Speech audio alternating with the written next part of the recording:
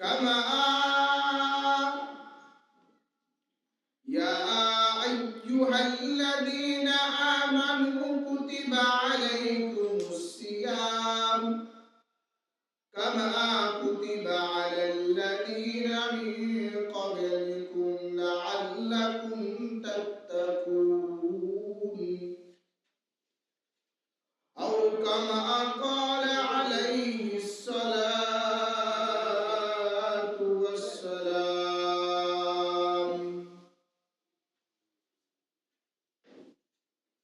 الحمد لله ثم الحمد لله ওই মালিকের উপরে হাজারো শুকরিয়া যে মালিক আমার মতন গুনাহগারকে আপনাদের সামনে রমজান মাসে দামি মাসে আপনাদের সামনে কিছু কথা বলার সুযোগ করে দিয়েছেন। আপনাদেরও যাচাই বাছাই করে মসজিদের মধ্যে এনেছেন। আমরা অন্তরের অন্তরস্থল থেকে আমরা কালিমাতুশ শুকর আদায় করি আলহামদুলিল্লাহ। আসলে ভাই দেখেন, আপনাদের এলাকার মধ্যে অনেক লোক আছে, তারা চাইতেছে মসজিদের মধ্যে আগে আগে আসার জন্য, কিন্তু মালিক বলেন, আই বান্দারে, তুই যদি আগে যাইতে চাস আমি তোকে নিয়ে যাব না। আমি যাকে কবুল করি তাকে আগে মসজিদের মধ্যে আনবো। জুমার কিছু ফজিলত আছে, যেহেতু জুমার দিন রমজান মাস, রমজানের ফজিলত বয়ান করা দরকার। আপনাদেরকে আমি জুমার কিছু ফজিলত শোনাই। সর্বপ্রথম যে ব্যক্তি মসজিদের মধ্যে জুমার দিন মসজিদের মধ্যে আগমন করে, হাদিস শরীফের মধ্যে স্পষ্ট ভাষায় আছেন, যে ব্যক্তি একটা উট সদকা করে যে সওয়াব পায়, সেই সওয়াব কিন্তু ওই ব্যক্তি পায় যিনি সর্বপ্রথম মসজিদের মধ্যে আগমন করে। দ্বিতীয় ব্যক্তি, দ্বিতীয় জন যিনি আগমন করে, তিনি একটা গরু সদকা করলে যে সওয়াব পায়, সেই সওয়াব গুলাতে পাইতে থাকে। তৃতীয় নম্বর ব্যক্তি, যে ব্যক্তি একটা ছাগল যদি মানুষকে যদি জবে করে খাওয়ায়, যে সওয়াব পায়, সেই সওয়াব পেতে থাকে। এরকম করতে করতে যারা লাস্ট পর্যন্ত আসবে তারা সওয়াব পেতে থাকবে। আসলে ভাই, একটা উট সদকা করার মতো আমাদের কারোর ক্ষমতা আছে? ধনী হলে আর বিষয়, কিন্তু আল্লাহ চাইতেছে মুহাম্মদুর রাসূলুল্লাহ সাল্লাল্লাহু আলাইহি ওয়াসাল্লামের উম্মতদেরকে কিভাবে জাহান্নাম থেকে বাঁচাবে, কিভাবে সওয়াব বেশি দিবে, সেটা হলো মালিকের ফয়সালা। মালিক বলেন, আই বান্দারে, তোকে যখন আমি বানাইলাম, তোর কাছে কিছুই চাইলাম না, তোর কাছে কিছুই চাইলাম, শুধুমাত্র আমি নবীর সুন্নাত গুলাকে আটকায়ে ধরা, আমি আল্লাহ যে ফরজগুলা বিধানগুলা আদায় করার জন্য বলেছি সেগুলা আদায় করার জন্য চাইলাম তোর কাছে। আমি স্ত্রীও চাইলাম না, তোর মাল সম্পদ কিছুই চাইলাম না, তোর কাছে শুধুমাত্র চাইলাম আমি মালিক ৫ ওয়াক্ত নামাজ ফরজ করেছি, হজ ফরজ করেছি, যাকাত ফরজ করেছি, রমজান মাসের মধ্যে রোজাগুলা ফরজ করেছি। কিন্তু দুইটা জিনিস দিতে হয়। একটা হলো টাকা হইলে হজ করতে হয়, দ্বিতীয় নম্বর হলো টাকা হইলে যাকাত দিতে হয়। মালিক বলেন, তুই গরিব হ ধনী হ, তোর কিন্তু দুইটা কিন্তু সমস্ত গরিব ধনী সবার করতে হবে। এক নম্বর হলো ৫ ওয়াক্ত নামাজ, ২ নম্বর হলো রমজানের রোজা।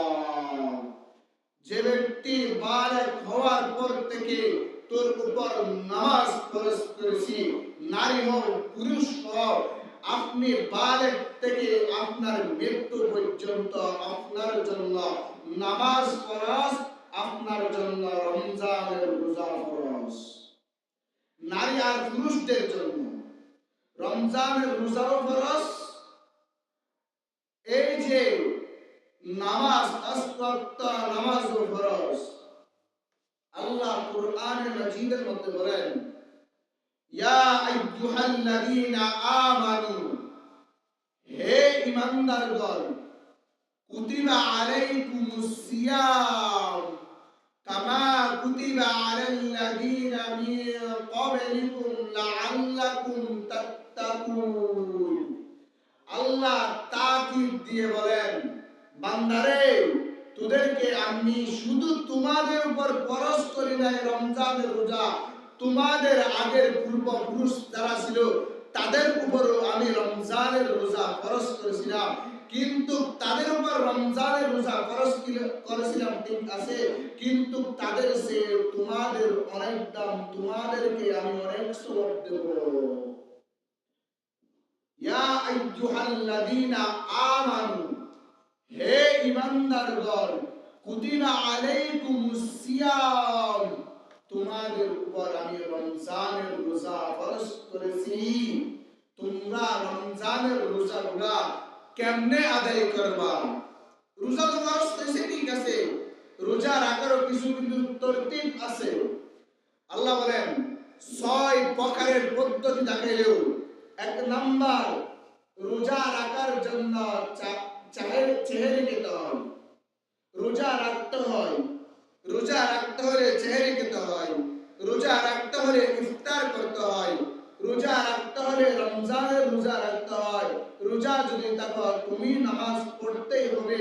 ইমানদারের দায়িত্ব হলো 5 ওয়াক্ত নামাজ পড়া, রমজানের রোজা যেভাবে থাকতে বলেছেন সেভাবে থাকা।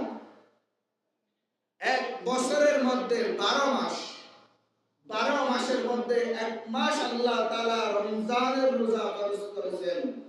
যে রমজানের রোজা ফরজ করেছেন ঠিক আছে, আমাদেরকে মালিক কি ভালোবাসেন জানেন? তোমার অসুস্থ হয়েছে, রোজা রাখতে হবে না, রোজা ছেড়ে দাও, পরে গিয়ে পরবর্তী গিয়ে রেখে দাও। তুমি এক জায়গা থেকে এক জায়গার মধ্যে তুমি সফর করতেছো, তোমার রমজানের রোজা রাখা দরকার নাই, পরে গিয়ে তুমি রেখে দাও। মালিক কত ভালোবাসে জানেন? রমজানের রোজা কিন্তু ফরজ করেছে, কিন্তু আমি আপনি অনেক আল্লাহর বান্দারা এই দুনিয়ার মধ্যে এগুলো আছে রোজা রাখে না, রোজাকে বই পায়। রোজা মানে হলো তাকওয়া, তাকওয়া অর্জন করা, গুনাহ ছেড়ে দেওয়া। রমজানের রোজা রাখলে মানুষ যে এত খুশি হয়, তার ভিতর যে এত শক্তি চলে আসে। আলহামদুলিল্লাহ, রমজানের রোজা রাখছে, কোনো আপনাদের রেখে আছে কোনো মানুষ মারা গেছে? আরে ভাই কেমনে মারা যাবে? এটা তো মালিকের ফায়সালা। রমজানের রোজা রাখলে কত মালিক খুশি হয় জানেন? ইফতারের সময় যখন মানুষ যখন ইফতার করতে যখন বসে, তখন সমস্ত ফেরেশতাদেরকে নিয়ে গর্ব করে মালিক, আই বান্দারে, আই ফেরেশতারা, তোমরা যাদেরকে না বানানোর জন্য বলেছিলা, তারা দেখো সারা দিনভর রোজা রাখছে, ইফতারের টাইমের আগে সবাই বসে আছে, কিন্তু টাইম হওয়া পর্যন্ত একটা মানুষ এক লুকমা কানায়ও মুখে দিল না। তোরা যাদেরকে না বানানোর জন্য বলেছিলি, তারা দেখছস আমি মালিকের কথা কিভাবে শুনে আমাদের নিয়ে গর্ব করে। আজ আমি আপনি কিন্তু রমজানের রোজা থাকতেছি না। আরে ভাই, রমজানের রোজা আগামী বছর যে তুমি পাইবা, তোমাকে কে বললো? আমি যে এখান থেকে মসজিদ থেকে বাসা পর্যন্ত যাব, আমার কোনো গ্যারান্টি আছে? নাই, কাউর নাই। মালিকের ফয়সালা হলো, আই বান্দা, তোকে যেখানে চাই সেখানে মৃত্যু দিতে পারি, কিন্তু তুই বান্দাকে আমি মালিক তোকে যেখানে চাই সেখানে মৃত্যু দিতে পারি। কেন? মালিকের ফয়সালা। মালিক যদি চায় সমস্ত কিছু করতে পারেন। মালিক যদি সূর্যকে যদি বলে, আই সূর্য তুই এখন টাইমে থাক, আজ দিন থাকবি, সারা জীবন বছর থাকবে না দিন? তো মালিকের ফয়সালা, মালিকের আন্ডারে চলে। আরে ভাই, আমি আপনি কিন্তু রমজানের রোজা রাখতেছি, কিন্তু দোকানের মধ্যে বসে বসে আরেকজনের গীবত করি। রমজানের রোজায় রাখছিলেন। আরে ভাই, রমজানের পুরো বছরকে শুধুমাত্র এক মাস রমজানের রোজা ফরজ করলো, সেগুলা আল্লাহ তাআলা যেভাবে বলেছেন সেভাবে তুই বান্দা যদি রাখতে না পারস, মালিকের সামনে কিভাবে দাঁড়াবি? এমন কোন বান্দা আছে যে বান্দা মালিকের সামনে দাঁড়াতে হবে না? আরে ভাই, আমার আপনার বিচার হবে? শুধু তাই না, গরু আর ছাগলেরও বিচার হবে। যে শিংওয়ালা গরু, শিং ছাড়া গরুর উপরে দুনিয়ার মধ্যে এক গরুর শিং দিয়ে আরেক গরুকে ব্যথা দিছিল, মালিকের সামনে গিয়ে দুই গরুকে সামনে আনবে, তখন বলবে যে গরুর শিং ছিল না ওই গরুকে শিং দিবে, ওই গরুকে তখন জুলুম করার পরে বলবে কোন তুরাবা, তোমরা মাটি হয়ে যাও। কিন্তু মানব জাতি আর জিন জাতি কিন্তু মাটি হইতে পারত না। শেষ সুবাদে আমার আপনার কিন্তু প্রস্তুতি নিতে হবে, মৃত্যুর প্রস্তুতি নিতে হবে। মৃত্যু তো হবে।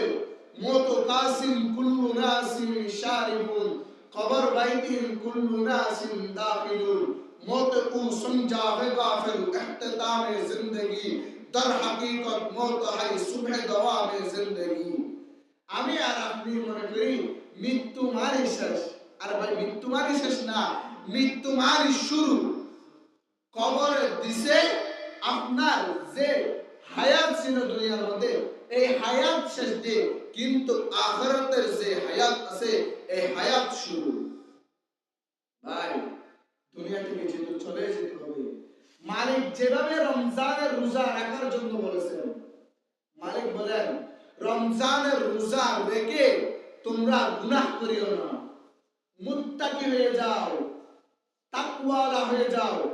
তাকওয়ালা হইতে আলেম হওয়া দরকার নাই, তাকওয়ালা হইতে হাফেজ হওয়া দরকার নাই, তাকওয়ালা হইতে একজন কৃষি লোক হতে পারে, একজন মুদির দোকানওয়ালা হয়ে হতে পারে।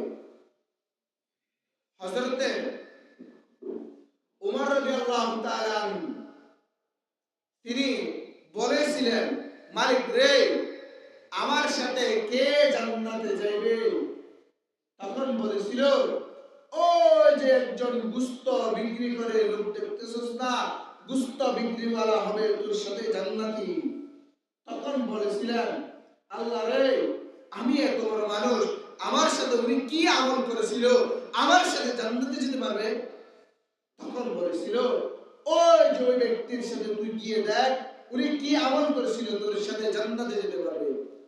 ওই ব্যক্তি প্রতিদিন গুস্ত বিক্রি করত, গুস্ত বিক্রি করার পরে যখন বাসায় যখন যাইতো, কাউর খবর নিত না, কিন্তু একজন বৃদ্ধ মা ছিল, ওই বৃদ্ধ মায়ের কাছে গিয়ে মাকে খানা দিত, এরপরে মাকে পরিষ্কার করত, মাকে ঘুমাইয়া তখন তার বাসার খবর নিত। মালিকের কাছে এটা এমন ভাবে পছন্দ হয়েছে, মালিক বলেন, আয় ওমর, তোর সাথে জান্নাতে হবে ওই গুস্ত বিক্রি করা। ভাই, মুত্তাকি হইতে, দিনদার হইতে, ফরজগার হইতে আলেম হওয়ার দরকার নাই। আর রমজান মাসের মধ্যে আল্লাহ তাআলা কুরআন নাযিল করেন। কুরআন কখন নাযিল হয় ভাই? কুরআন নাযিল হয় রমজান মাসের মধ্যে। রমজান মাসের মধ্যে মালিক বলেন, আই বান্দারা, তোরা যদি একটা সুন্নাত যদি আদায় করস, আমি ফরজের সওয়াব দিয়ে দেব, কিন্তু একটা ফরজ যদি আদায় করস, তোকে 70টা ফরজের সওয়াব দেব। কেননা মালিকের কাছে কিছুরই অভাব নাই। মালিক চায় মুহাম্মদের উম্মতদেরকে জাহান্নাম থেকে বাঁচাইয়া জান্নাতে দেওয়ার জন্য। কেননা মালিক বলেন, আমি মুহাম্মদকে যদি না পাঠাইতাম, মুহাম্মদকে যদি না বানাইতাম, আমি দুনিয়ার কিচ্ছু বানাইতাম না, পাহাড় বানাইতাম না, সমুদ্র বানাইতাম না, আসমান বানাইতাম না, জমিনও বানাইতাম না, কিচ্ছুই বানাইতাম না। আমি মুহাম্মদের জন্য সমস্ত কিছু বানাইলাম। মুহাম্মদ আমার এত প্রিয়। মালিকের সামনে প্রত্যেক নবীর উম্মতরা কিয়ামতের ময়দানের দিন প্রত্যেক নবীকে বলবে, হায় নবী, আমি তো তোমার উম্মত ছিলাম, আজ তুমি আমাকে জাহান্নাম থেকে বাঁচাও। তখন প্রত্যেক নবী বলবে, আজ যদি আমি যে দোষগুলা করেছিলাম সেই দোষগুলা যদি আমার সামনে যদি মালিক যদি তুলে ধরে, আমি আমি আমি কি জবাব দেব? সে সমাজে প্রত্যেক নবীরা হাহাকার হয়ে যাবে, কিন্তু একজনই থাকবেন, তিনি হলেন আমাদের নবী, বিশ্ব নবী মুহাম্মদুর রাসূলুল্লাহ সাল্লাল্লাহু আলাইহি ওয়াসাল্লাম। মালিকের সামনে যাবে, মালিকের সামনে গিয়ে সাথে সাথে সিজদায় উঠে পড়বে। মালিক বলবে, আয় মুহাম্মদ, সর্বপ্রথম তোকে দিয়ে আমি জান্নাত শুরু করব, তুই মুহাম্মদ কেন সিজদায় উঠে পড়ছস? তুই আমি মালিকের কাছে কি চাস বলতো? তখন আমার নবী বিশ্ব নবী মুহাম্মদুর রাসূলুল্লাহ সাল্লাল্লাহু আলাইহি ওয়াসাল্লাম বলবে, আমার উম্মতদেরকে জাহান্নাম থেকে বাঁচাতে চায়, একটা বান্দাও যদি জাহান্নামে থাকে, আমি মুহাম্মদ জান্নাতে যাইতাম না। কত ভালোবাসলে এই কথা বলে। সেদিন সবচেয়ে পৃথিবীর মধ্যে আপনাকে ভালোবাসে কে? মা, বাবা। যেগুলো মানুষ বলে আমাকে মায়ের সে, বাবার সে, শাশুড়ি ভালোবাসে, সেটা ভুল। সে তার মেয়েকে যদি তুমি যদি তালাক দিয়ে দাও, তোমার যদি একটু যদি ক্যান্সার, আল্লাহ খুদা না আল্লাহ না করো, তোমার কাছে যদি ক্যান্সার হয়, আনসার হয়, ওয়াল্লাহ বিল্লাহ তাল্লাহ হাজার প্রমাণ আছে, মেয়ে তো তালাক দিলে পড়ে না, সে ডিভোর্স দিয়ে চলে গেছে। কেননা তার বড় লোক কইছে, তার কাছে কেমনে থাকবো? কিন্তু যে মাকে তুমি দেখতে না, সে মা তোমাকে আটকায় ধরে বলে, বাবা রে, যতদিন পর্যন্ত থাকো আমার বাসায় থাকবি, আমি যেখানে থাকি সেখানে থাকবি, তোর খেদমত যেগুলা করা দরকার সেগুলো আমি মা করবো। সে মা পর্যন্ত, সে বাবা পর্যন্ত কিয়ামতের ময়দানের মধ্যে কি বলবে জানেন? আই তুই বলতেছস, কিন্তু ঠিক আছে, তুই আমার ছেলে, দুনিয়ার মধ্যে আমার কোনো ছেলে ছিল না। সে মা বলবে যে, মা বলবে ছেলেকে, দুনিয়ার মধ্যে আমার কোনো সন্তান ছিল না। বাবা বলবে, আমি তো বিয়ে করি না, আমার কোথায় বউ ছিল, কোথায় সন্তান ছিল? সে মা তোমার থেকে পালাইয়া যাবে, সে বাবা তোমার থেকে পালাইয়া যাবে। সেজন্য নিজের আমল নিয়ে যে চিরে যেতে হবে মালিকের সাথে, মালিকের সামনে যেতেই তো হবে। প্রত্যেক মানুষের যেতে হবে, প্রত্যেক মানুষের গিয়ে কিন্তু মালিকের সামনে অবশ্যই হায়াতের হিসাব দিতে হবে। আই বান্দা, তোকে যে একটা হায়াত দিয়েছিলাম, ওই হায়াতটা কি নাচ গানে কাটিয়েছস, নাকি আমি রমজানের রোজা ফরজ করেছিলাম, নামাজ ফরজ করেছিলাম, সেগুলোর মধ্যে তুই আদায় করেছিলি? সেই কথা যদি আমি আপনার থেকে জিজ্ঞাসা করে, আমি আপনি কি জবাব দেবো ভাই? আজ আমি আপনি আছি যেখানে গান বাজনা, সেখানে মাহফিল হইতেছে, সেখানে পাবেন এই যে বুড়ারা আছে, যাদের কোনো কাম খরচ নাই, তারা গিয়ে বসে থাকে, কিন্তু যারা টাটকা যুবক তারা আসতো না। আসবে তো এখন দেখবেন না, যাদের নামাজের টাইম যখন খুতবা যখন হইবে, সবাই দূরে দূরে মসজিদের মধ্যে চলে আসবে। মালিক বলেন, আই বান্দা রে, তোকে যে একটা হায়াত দিয়েছি, ওই হায়াতের কথা কিন্তু আমাকে, আমি মালিকের সামনে এসে কিন্তু হিসাব দিতে হবে। ভাই, প্রত্যেকের কিন্তু চলে যেতে হবে। চলে যাওয়ার জন্য কি প্রস্তুতি করলাম? অনেকে বলে মরে মরে যেতাম। আর ভাই, মরে গেছো না, মরে গেছো মানে মালিকের কাছে বেঁচে গেছো। বেঁচে যাওয়া বড় কঠিন, বড় কঠিন। দুনিয়ার মধ্যে যদি কোনো আদালতে কোনো জায়গায় যদি তুমি যদি বেঁচে যাও, কোনো একটা মন্ত্রীকে, প্রাইম মিনিস্টারকে, তোমার চেয়ারম্যানকে, মেম্বারকে বলে তুমি এখান থেকে চার পেতে পারবা, কিন্তু মালিকের কাছে কারোর সুপারিশ চলবে না। সেজন্য আমার আপনার প্রথম কাজ হলো কোরআন শুদ্ধ করা। আজ আমরা মুসলমান, কোরআন শুদ্ধ না, ইংলিশ মিডিয়ামে পড়ে, অনেক আছে প্রফেসর, ডক্টর, আমাদের মানে সরকার, রাষ্ট্রপতি, তিনি আইনদা গ্রুপের সংস্থা, তিনি ইঞ্জিনিয়ার, প্রফেসর, আর্মির অফিসার, কিন্তু কোরআন শুদ্ধ নয়। কিন্তু দুনিয়ার মধ্যে তার ক্ষমতা চলতেছে, মালিকের কাছে তো তার ক্ষমতা চলবে না। দেখেন, আপনার যদি কোরআন যদি সহি শুদ্ধ হয়, আপনার নামাজ হবে। আপনার যদি কোরআন যদি সহি শুদ্ধ যদি না থাকে, আপনার নামাজ হতে হবে না। নামাজ পড়তেছি, নামাজ হইতেছে না, সেই নামাজের কোনো দাম আছে? কোনো দাম নাই। মালিকের কাছে যাওয়ার সাথে সাথে বান্দারে তোকে কিন্তু ফরজ করেছিলাম নামাজ, ফরজ করেছিলাম হজ, টাকা হয়েছিল হজ খরচ নাই, টাকা হয়েছিল যাকাত আদায় খরচ নাই। এই যে রমজান আসছে না, কিছুদিনের মধ্যে দেখবেন কিছু মানুষ যাকাত আদায় করে, তার থেকে টাকা আসছে 1,00,000, তিনি কি করবে? 50,000 টাকার শাড়ি আনবে, 50,000 টাকা অথবা বান্তি আনবে, তার কাছে যাকাত আসছে 1,00,000 টাকা। তো দিনভর মিলে কি করবে? তিনি যাকাতের টাকা দিবে অথবা যাকাতের শাড়িগুলো দিবে। দোকানে গিয়ে বলবে, আরে আজকে দিনভর মিলে কি করছি জানো? যাকাতের শাড়ি দিছি, যাকাতের টাকা দিছি। আরে বেটা, তুই যে 50,000 টাকা যে এতিমের হক খাইলি, তোর মতন নাফরমান এই দুনিয়ার মধ্যে আর কেউ হতে পারবে না। সবচেয়ে যাকাত কারওয়ালা ব্যক্তি তো তুই। যাকাত খরচ হয়েছে মানে এগুলো এতিমের হক। সেই এতিমের হক যে তুই কালি মালিকের কাছে কি জবাব দিবি? সেগুলো তুই কাছ নাই, তোর ছেলে সন্তানকে খাওয়াইছস, তোর ফ্যামিলিকে খাওয়াইছস, মালিকের সামনে প্রত্যেক জনের জবাব দিতে হবে। আজ আমি আপনি এই অবস্থার মধ্যে চলে আসছি, ছোট ছোট বাচ্চাদেরকে নুরানি মাদ্রাসায় দিতেছিলাম। আর ভাই, নুরানি মাদ্রাসায় 3 ক্লাস পড়ান না, তার কুরআন শুদ্ধ হবে, তিনি হাদিস জানবে, তিনি কালিমা জানবে, তিনি মাসালা মাসাইলগুলো জানবে, তখন তার নামাজ পড়তে তখন আপনাকে পিড়াবে না। ওয়াল্লাহ বিল্লাহ তাল্লাহ, এমন কোন নজর পাবেন না, এমন কোন ইতিহাসে পাবেন না আলেমরা মাকে পিড়েছে। হাজার ইতিহাস আছে, অনেক ডক্টর আছে, ইঞ্জিনিয়ার আছে, প্রফেসর আছে, বড় শিক্ষিত মাকে পিড়েছে, আপনারা খবরে দেখেন নাই? হাজার নজির আছে ঢাকার এদিকে, আমাদের চট্টগ্রামে হাজার নজির আছে। আর ভাই, আজ যদি ইসলামের যদি শিক্ষা থাকতো, কোনদিন মাকে মানত না। যার ভিতরে আল্লাহর ভয় আছে, সে কোনদিন মাকে ফিরাতে পারে না, বোনের হক খেতে পারে না, ভাইয়ের হক খেতে পারে না, সে কোনদিন নামাজ ছাড়তে পারে না, সে কোনদিন দাড়ি ছাড়তে পারে না।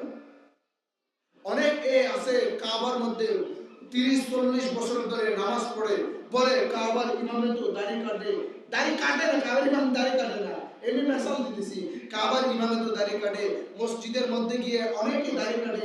আমরা তো দেখছি, আপনারা মোল্লা কি সৌদি থেকে কি আপনারা কি বেশি জানেন? আর ভাই, সৌদি কি দলিল? সৌদি কোনো দলিল না, কুরআন আর হাদিস হলো দলিল। মান আহাব্বা সুন্নতি ফাকাদ আহাব্বানি ওয়া মান আহাব্বানি কানা মাই ফিল জান্নাহ আও কামা ক্বালা আলাইহিস সালাতু ওয়াস সালাম। নবীর সুন্নাতগুলো তোমরা যদি আটকায়ে ধরো, আমি নবী, আমি আল্লাহ বলতেছি, তোমাদেরকে অবশ্যই জান্নাতে দেব মুহাম্মদের সাথে। আজ আমি আপনি দাড়িগুলা কেটে ফেলতেছি। দাড়ি কতটুকু থাকতে হবে? দাড়ি 1 মুষ্ট, মানে এই যে 1 মুষ্টের পরে কাটতে পারবে। এর ভিতরে যদি কেউ কাটে, সে ব্যক্তি নামাজ পড়ে না, নামাজেও গুনাহ কামায়, হজ করতে এসে সে সময়ও গুনাহ কামায়, যে ব্যক্তি ঘুমাইতেছে তখনও গুনাহ কামায়।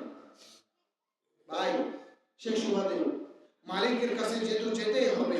রমজান যেহেতু চলে আসছে, আগামী বছর পাবো কিনা জানি না।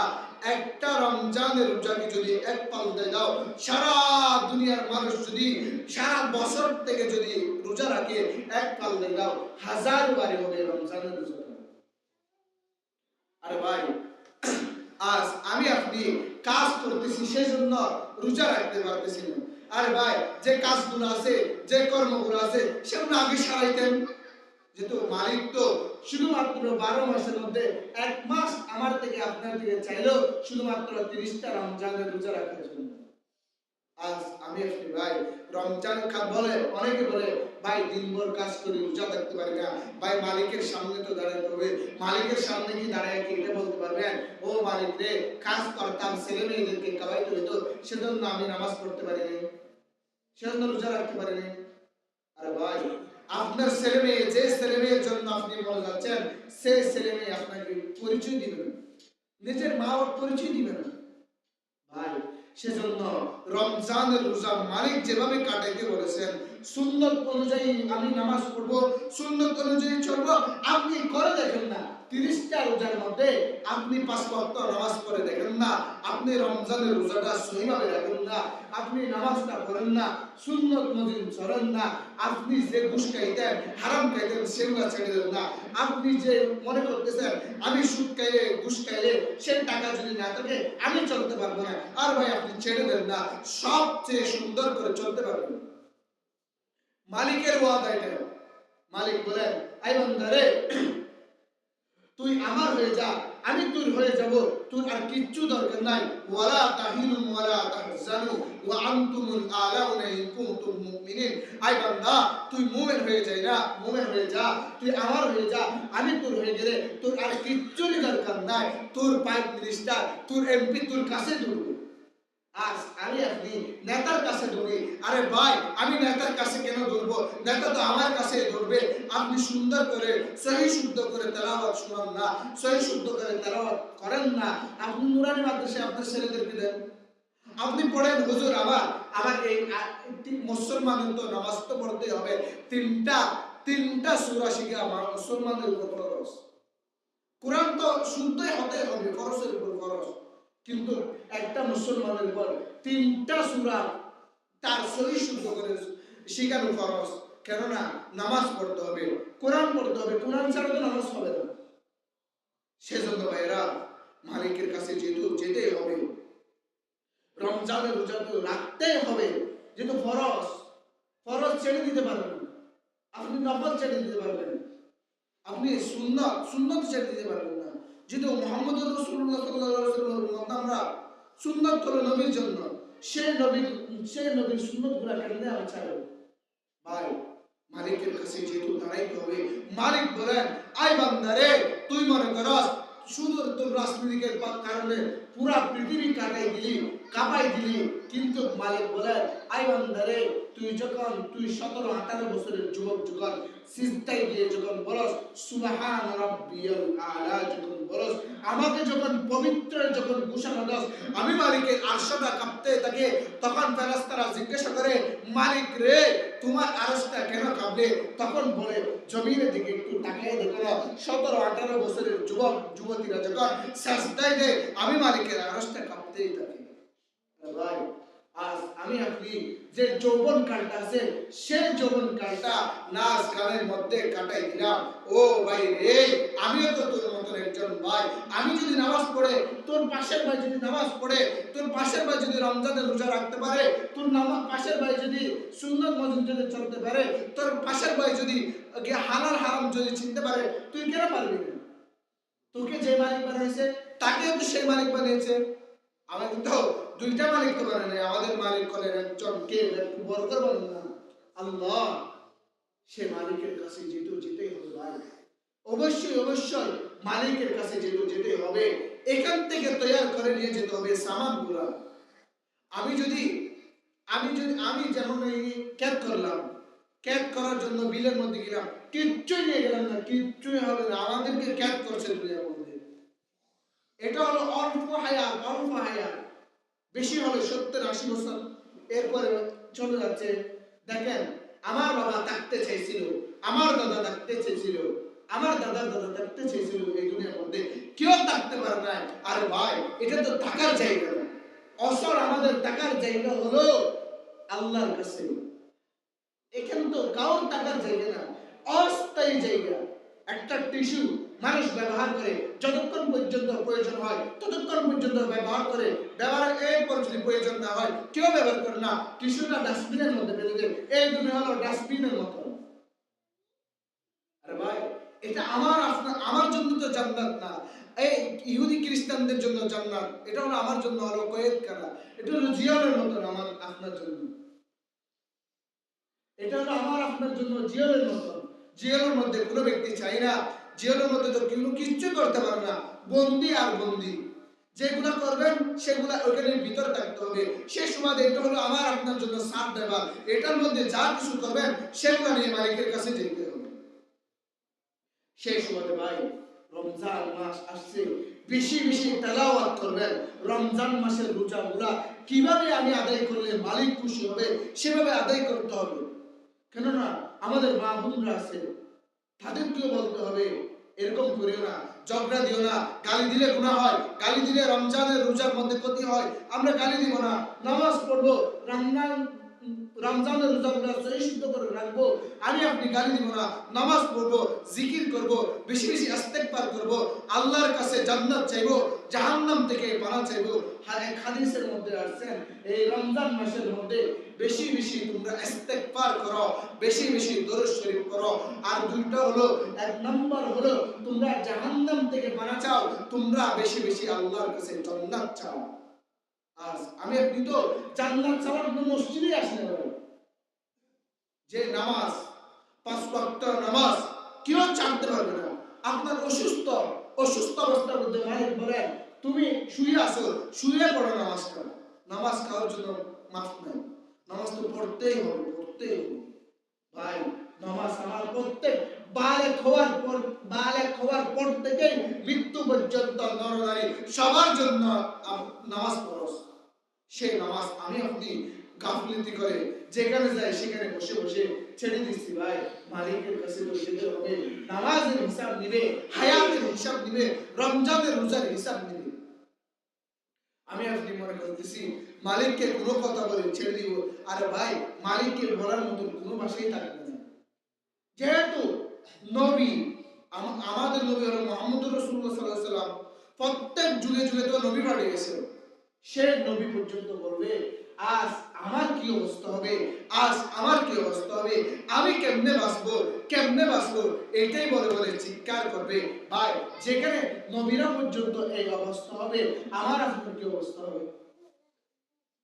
আমি আপনি কিন্তু চুলগুলা সেলুনে যাচ্ছি, বলি দাড়িগুলাকে শেভ করো, চুলগুলা সুন্দর করে কাটো। আরে ভাই যে মানুষ দাড়িগুলা কেটে ফেলে, আমার নবী বলেন আমি নবীকে তোমরা শরীর একটা দাড়ি যখন কেটে ফেলো, তখন আমি নবীর শরীরের মধ্যে, আমি নবীর কলিজার মধ্যে তোমরা দাগ। আরে ভাই যে আমি আপনি শুধুমাত্র একটু যদি আমার সাথে আপনার সাথে যদি দুশ্মনী থাকে, আপনি একটা ভালো কিছু করেন, সেটা আমি চাই না। সেই নবী, যে নবী আমার আপনার জন্য জান্নাতের সুপারিশ হবে, সেই নবীর জন্য আমি আপনি সেই নবীর কলিজার মধ্যে দাগ দিতেছি। ভাই বুঝেন, দাড়ি রাখলে বুড়া হয় না, দাড়ি রাখলে যৌবনকাল নষ্ট হয় না, দাড়ি রাখলে সৌন্দর্য বাড়ায়। আপনি দেখেন আলেমদের কাছে দেখেন কত মুহাব্বত করে দাড়ি রাখছে। তাই নবী বলেন মান আহাব্বা সুন্নতি ফাকাদ আহাব্বানি ওয়া মান আহাব্বানি কানা মাই ফিল জান্নাহ। আমি নবীর সুন্নতগুলোকে যদি তোমরা যদি আঁকড়ে ধরো, আমি নবী তোমাদের সাথে জান্নাতে যাব, জান্নাতে আমার সাথে প্রবেশ করব। আল্লাহু আকবার।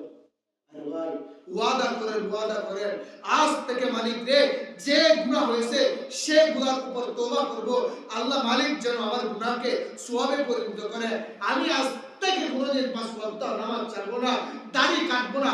পাক্কা ওয়াদা করেন, ওয়াল্লাহ বিল্লাহ তাল্লাহ। আপনি চাইলে অবশ্যই পারবেন। আমি যদি চাই আমি নামাজ পড়তে যাব না, আমি চাইলে অবশ্যই পারি। আমি যদি ওয়াদা করি আমি আজকে মসজিদে যাব, আমি অসুস্থ হই মারা যাই, আমি আজকে মারা যাব, রোজা রাখবো।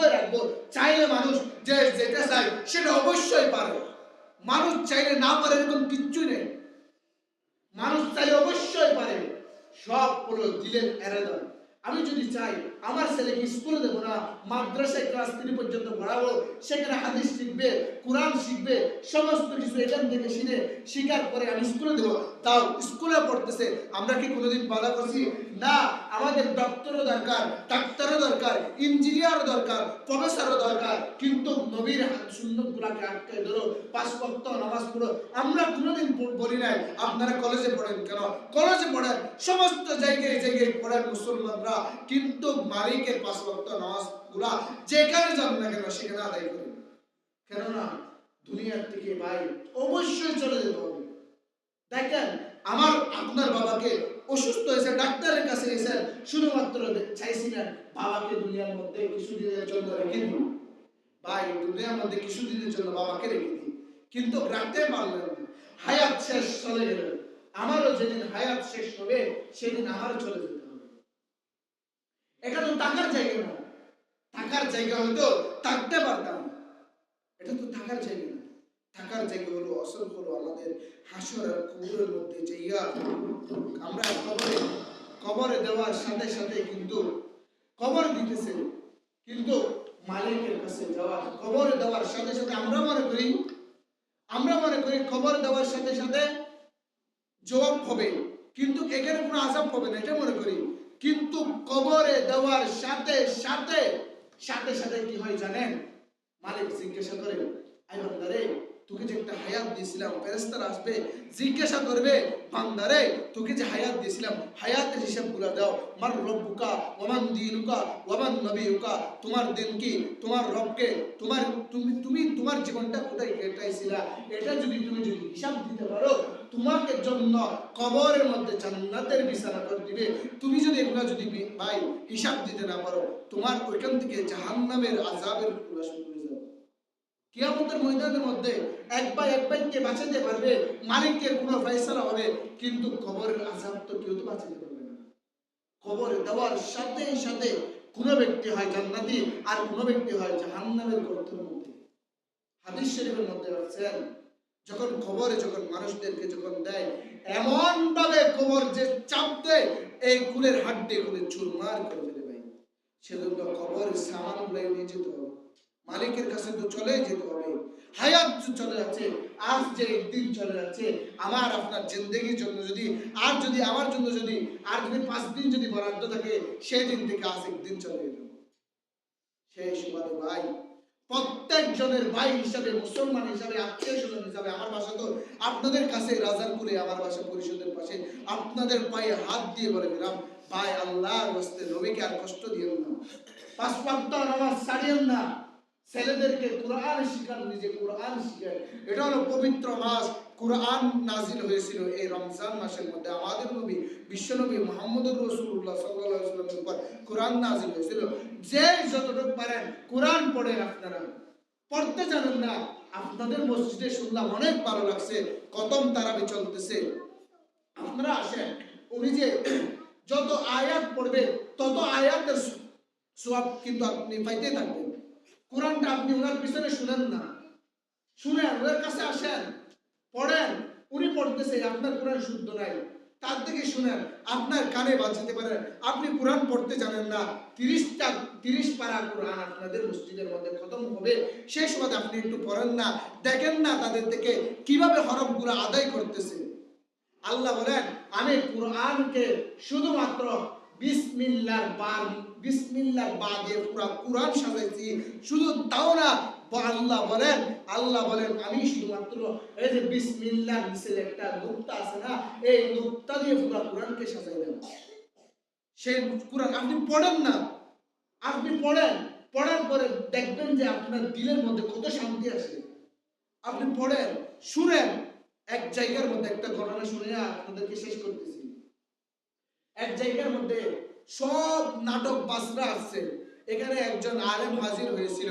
তখন তিনি সব নাচ গানের মধ্যে আরম্ভ হয়েছিল, তখন বলেছেন, আমি একটা কোরআনের আয়াতে কারিমা, সেখানে সময় ছিল 5 মিনিট, তিনি কোরআন পড়তেছেন, আর রহমান করে যখন শুরু করলেন, তখন তিনি নাকি 2 ঘন্টা থেকে 3 ঘন্টা পর্যন্ত কোরআন পড়েছিল। মানুষ বলতেছেন, হুজুর আরো পড়েন, আরো পড়েন, আরো পড়েন। কোরআনের মুজিজা হলো এটা।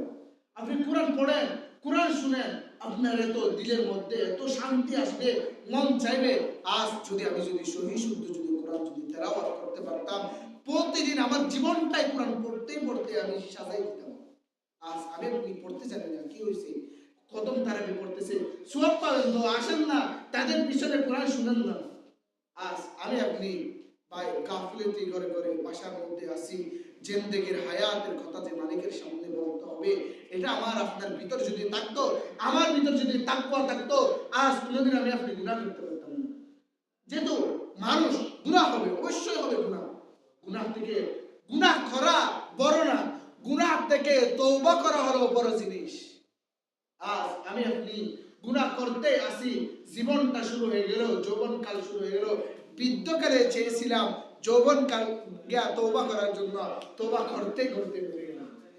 আর ভাই, মালিকের কাছে যেহেতু যেতে হবে, হায়াতের হিসাব যেহেতু দিতে হবে, মালিকের সামনে যেহেতু দিতে হবে, আল্লাহর হস্তে আপনাদের পায়ে হাত দিয়ে বলে দিলাম 5 ওয়াক্ত নামাজ পড়বেন।